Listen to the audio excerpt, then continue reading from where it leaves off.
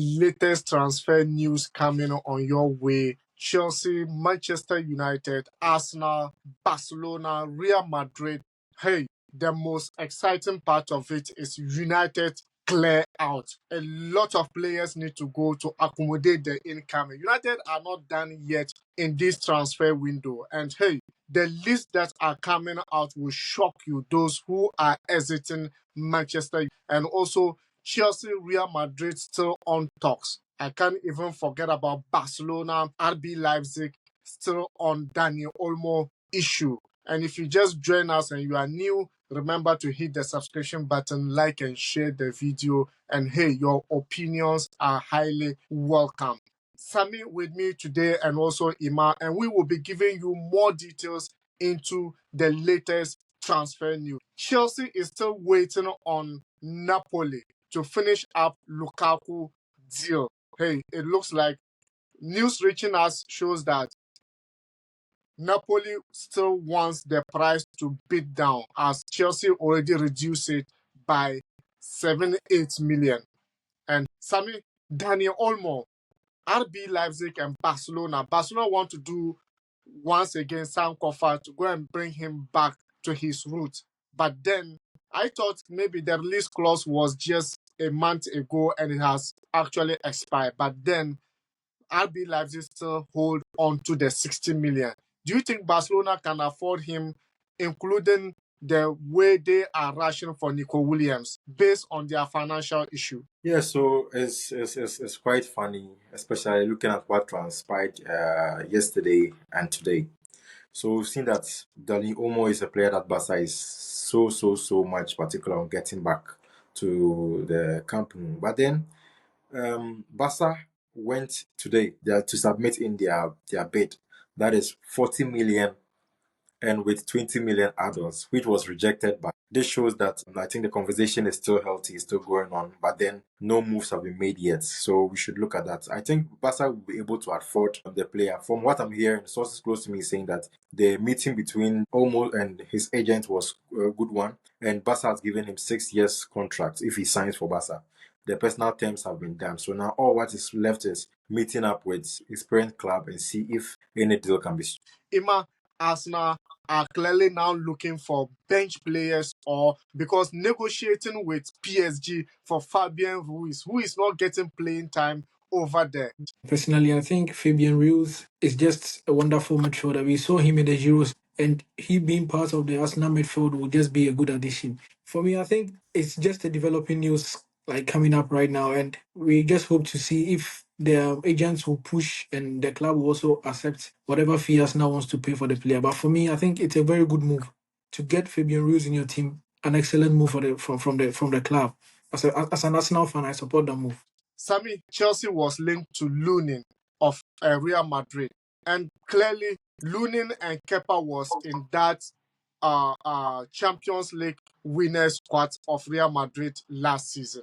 And Lunin was the preferred choice over Kepa. And it looks as if now there's going to be an exchange of players between Real Madrid and Chelsea with Kepa and Lunin. Kepa is not so much strong when it comes to money anyways. But then one thing about this transfer is very complicated because Chelsea is looking for a goalkeeper. And we all know what Enzo Maresca is doing. They have mentioned at least 4 goalkeepers to him. So until Enzo gives the green light to, and with the partnership with the sporting director, until they know the kind of keeper they are going to take, I think Lunin and Kepa's issue is going to take a longer time. But then, I'm training to you as a Chelsea fan. Would you like Lunin to be in your club? And let's go. For sure, as a Chelsea fan, for me, I think we have already gotten an ideal goalkeeper who will suit Maresca formation. For someone, I think they have already agreed personal terms with the player and also with the club. And the player has already started following Chelsea on Instagram. Filip Jorgensen, Villarreal goalkeeper, and he will be the ideal goalkeeper for sure. Lunin swap deal coming in, I don't actually know where it's coming from because I knew Chelsea has stopped going for Lunin. But in this transfer window, nothing is finished until it's finished. Chelsea should just invest their trust and their confidence in that Petrovic guy. We saw him last season. he kept the post very well for the club. And I don't know why they are sidelining him and bringing in Andre Lunin and this Robert Sanchez. I think Robert Sanchez, right? Because the guy was good in the post for last season. I think at least he kept Chelsea in the league, and he qualified you guys to Europe. So you guys should just give him a chance. No, Maybe he I can just think change things. yeah, I think with Petrovic, I don't think it's just speculations that are coming up. Even though the coach like a goalkeeper who is good in his feet, this Petrovic hasn't been tried. He's just sidelined from going to America because he had a little injury and he needs to actually be treated before he joined them.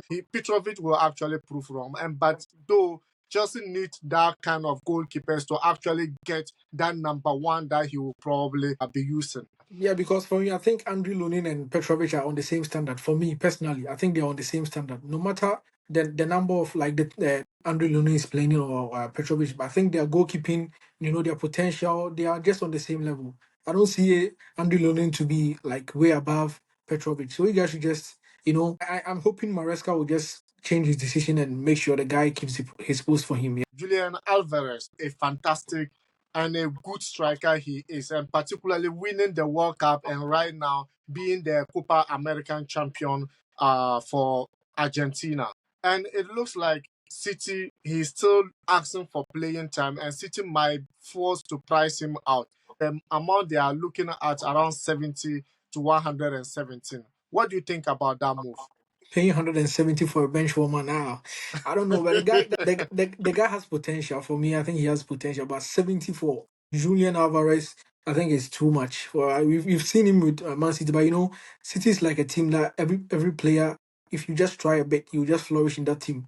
So you can't just assess him properly with them. The City kind of play. I don't know. For me, I think Arsenal needing a striker and we've missed out on Jokeres and other strikers. I think maybe we can just pay about 45 or 50 to Man City and test the waters to see if they will just allow him to join our club. But 70 million for me, I don't think any team will just go and get Julian Alvarez for 70 million euros. He's a good player, he's young, he has the potential, but 70, it's an outrageous price.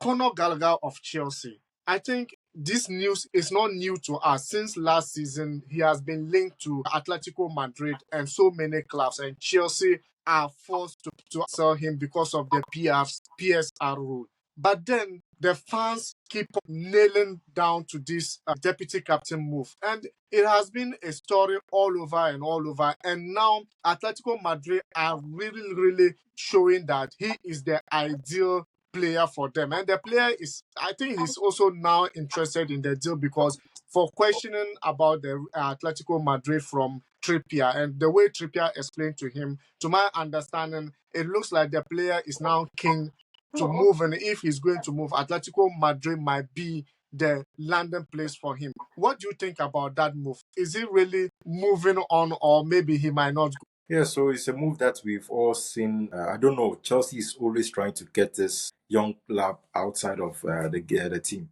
But then we have seen that now there's a strong force from Atletico Madrid, especially when they let Saul go to Sevilla. Now there's vacancy and they need reinforcement in the midfield. We've also seen the likes of Tottenham also trying to get the signature of this youngster. But now I think personally for a football fan, I would really love to see him in Atletico Madrid because his kind of play suits the kind of play that this Simeone plays. So I think it's still also early days yet, but I think maybe in the next future we'll hear more about it. So let's stay tuned about it. Durant. He was linked to Chelsea, later Arsenal, and now it looks like West Ham are the one contacting Aston Villa for Durant. Their first contact is about 30 million for sure, and I don't think the club will actually agree that amount. What do you think about that move? Aston Villa are just trying to get a replacement for Musa Diaby that they sold to. I think was it Al Nassr. I think they just want to get a replacement. They sold him to Ronaldo's team Al Nassr in Saudi Arabia. So maybe they just want to use maybe part of that money to go in for the guy. For me now, the transfer window, they are quoting so many prices that players are not even up to. Like they'll just bring a player and they'll quote any price and amounts and it's like they've just destroyed the whole market. Yeah, right from like the Neymar issue with Barcelona and PSG, the transfer market has not been the same. So for me, it depends on the team and the player. If the player wants the move eagerly, he can just talk to the club and maybe they will just sit down and agree on the fee. But if the player doesn't want to move, that makes it more complicated. But for me, he coming into the Aston Villa team, them playing Champions League next season, it makes sense. They have to get a backup, they have to get a strong team because they'll be playing the league as well.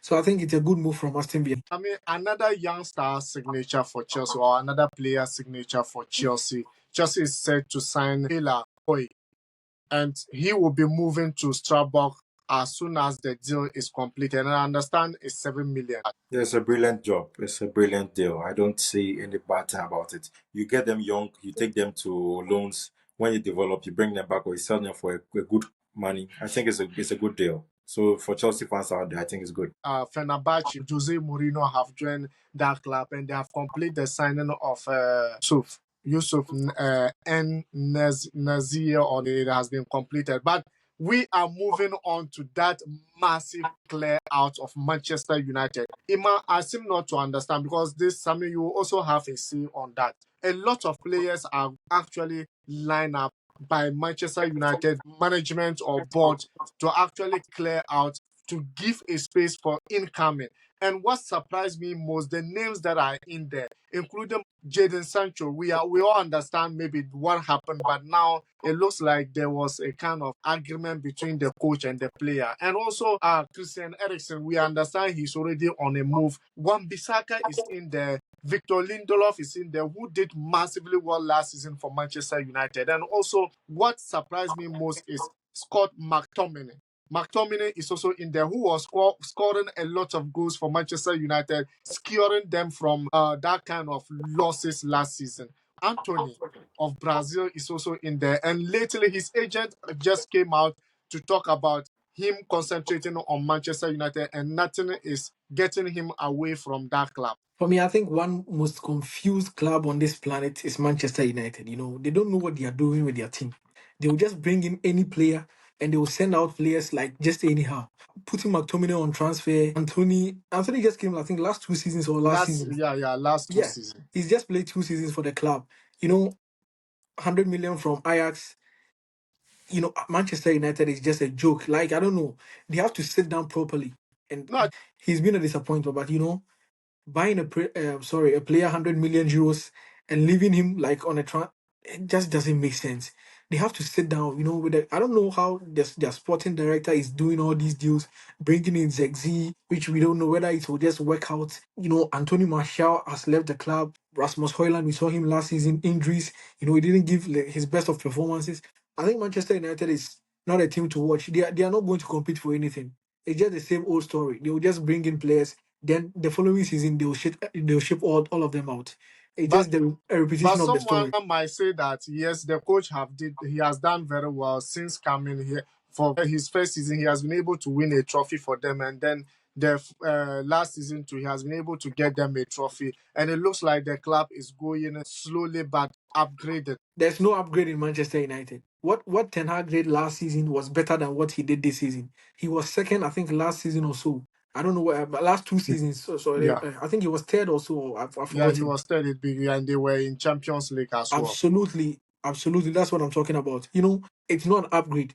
They are just doing everything like to make sure he stays. But for me, this is a prediction. He will be one of the managers they will sack early in this season. He will be one of the managers because they are just setting him up to fail. Looking at the players they are bringing in, they are not tried and tested. They are just potentials. You can't just bring in Zexi, Hoyland for them to come and compete for the Premier League. It just doesn't make sense. Arteta has had his team for about 3 or 4 years now. So he knows how to manage his boys. For me, you're bringing Zegzi now. You don't know whether Zegzi is coming to be a replacement for Rasmus Højlund or he's going to be pushed to the ranks. It's just like they are just signing everything. And, Manchester United and Chelsea, their story are not different. They are just two same clubs doing something with no direction. And, they will fail. For me, that's the prediction. He has bring in Chelsea to it. I don't want to react. Sammy, let's go. Yeah, so when it comes to the list that mentioned, I also want to differ from what Ima is saying. I think it's a good thing that United is doing, especially trying to get an upgrade of these players. I think United is trying to move in a different direction this time around, especially when they change the management. So the new management wants to get a younger squad, wants to get a squad that they can build for a longer time. So we've seen that we saw the likes of Casemiro, who was playing with McTominay and Fred those times. Fred left. Now we have different new players coming. We've seen the likes of Menu, who is also good. And Wan-Bissaka has not been so solid to United. He has had his good times, but he's not a world-class right back that you can decide to have. Eriksen is old. So there's a new generation. They want to change the face of United. And yes, as Ima said, it's going to take time. It's going to be difficult for them. But I think it's the right move to do. Because if you don't start somewhere, I don't think you can go anywhere. The thing is you need to start. And looking at the club as big as United, I think it's high time they get their things right. So hopefully what they are doing might come fruitful. But until then, we watch and see. If you just join us and you are new, remember to hit the subscription button, like and share the video. Thank you very much for watching. We'll see you in the next video. Ciao.